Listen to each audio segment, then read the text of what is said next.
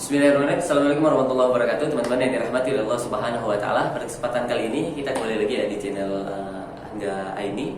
Jangan lupa buat teman-teman yang baru masuk silakan di-subscribe dan jangan lupa di-share jika ini bermanfaat. Nah, teman-teman semua, ada yang nanya gini nih. Bang, kami udah mau nikah nih, gimana ya cara kami memilih wanita? Gimana ya apa sih kriterianya agar kami bisa menikahi wanita dan kami bisa menjadi pasangan yang ideal? Nah, teman-teman, ternyata Rasulullah SAW udah menjawab di dalam hadisnya. Rasulullah bilang, jika kalian ingin menikahi seorang wanita, maka lihatlah 4 hal. 4 hal. Pertama adalah kecantikannya, kedua adalah hartanya, ketiga adalah keturunannya, dan keempat adalah agamanya. Jadi, dan kata Rasul, jika kalian memilih agamanya, maka kalian akan selamat dunia wal akhirat. Jadi, analoginya ginilah, agama itu angka 1, kecantikan angka 0, nasab angka 0, dan harta angka 0. Jadi kalau misalnya kalian lihatnya itu adalah kecantikan dulu, harta dulu, nasab dulu, baru agama, maka nilainya 0001. Tapi kalau kalian lihatnya agamanya dulu, maka nilainya 1 agama, 0 kecantikan, harta, dan nasabnya 0. Jadi angkanya jadi 100, maka jadi tinggi kan. Nah, penting sekali teman-teman semua, kita memilih wanita karena agamanya dulu. Kenapa? Karena akan menyelamatkan kita, memudahkan kita untuk ketaatan kita kepada Allah Subhanahu wa taala. Ini kita baru belajar taat ya, ditambah istri kita misalnya belum taat sama Allah, gimana coba? Udah kita menata diri kita dulu, ditambah lagi harus menata istri yang kalau udah jadi istri biasa kalau disulit gitu. Banyak kejadian seperti itu.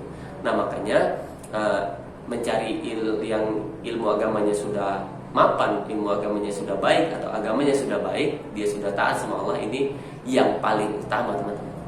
Nah, pertanyaan, emang nggak boleh ya Bang? Kalau misalnya saya pengen yang agamanya biasa-biasa aja, tapi nanti mudah-mudahan setelah kami menikah biar saya yang memperbaiki agama dia agar dia menjadi orang yang lebih taat.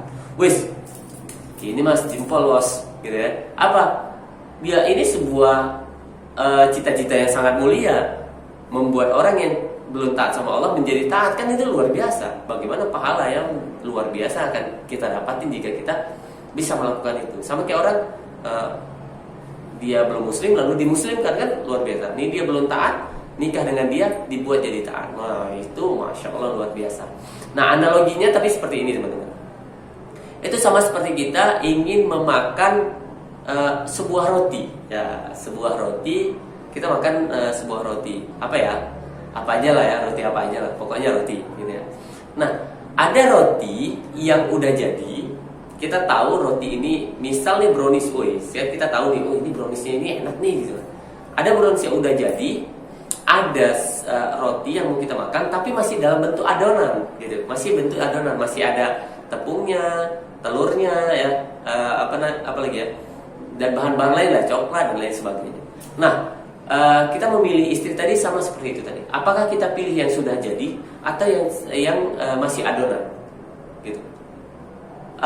Kemungkinannya kalau udah jadi maka kita tahu bahwa ini brownies enak. Gitu. Kita tahu bahwa dia agamanya udah bagus. Gitu. Ya. Ada yang kedua, dia masih adonan. Maka kita harus mengolahnya. Kita harus membuatnya agar jadi sebuah roti. Ya, kita olah. Atau kita berusaha, jadilah sebuah roti. Ya. Namun ada 2 kemungkinan. Yang pertama, roti itu enak. Yang kedua, roti itu jadi amburadul. Gitu.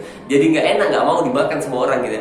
Jadi kalau kita memilih untuk mencari istri yang agamanya biasa-biasa aja, lalu kita yang ingin mengadonnya agar dia taat sama Allah, kemungkinannya 2, dia akan benar-benar taat atau dia malah jadi buruk. Nah, inilah hal yang kemungkinan terjadi. Maka teman-teman, kalau teman-teman semua memilih untuk mencari istri yang agamanya biasa aja, yang pengen dihijrahkan agar ketika nikah dengan kita baru benar-benar taat sama Allah, maka lihat kemampuan kita masing-masing.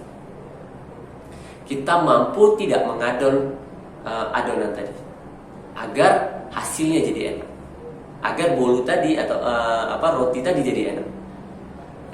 Kalau tidak mampu, saya ini bukanlah seorang koki pembuat kue, gitu. Maka nggak usah cari yang belum jadi, jangan cari yang adonan. Misalnya saya itu guru, bukan tukang buat kue, maka jangan beli adonan, tapi beli roti jadi. Gitu, paham ya maksudnya teman-teman? Kalau kita nggak mampu, kita merasa tidak mampu untuk bisa membuat orang taat, ya dengan sebenar-benarnya taat, dengan kitanya sendiri juga belum benar-benar taat, ya maka pilihannya yang terbaik adalah yang sudah jadi, bukan yang masih adonan teman-teman.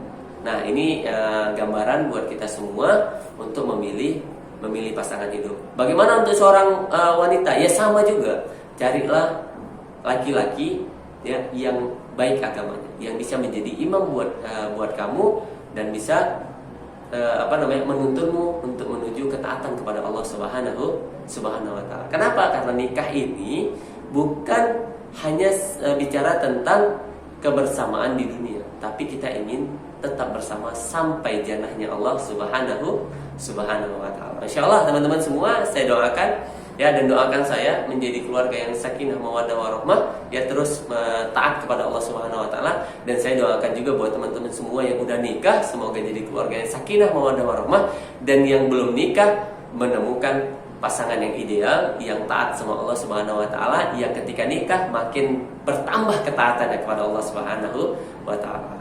Terima kasih banyak buat teman-teman semua. Jangan lupa terus kita saling support ya. Dan yang paling penting mudah-mudahan kita tidak hanya bertemu di dunia media sosial, kita juga bisa bertemu di dunia nyata. Dan yang paling penting kita bisa bertetangga nanti di jannahnya Allah Subhanahu wa taala. Akhirul kalam, assalamualaikum warahmatullahi wabarakatuh.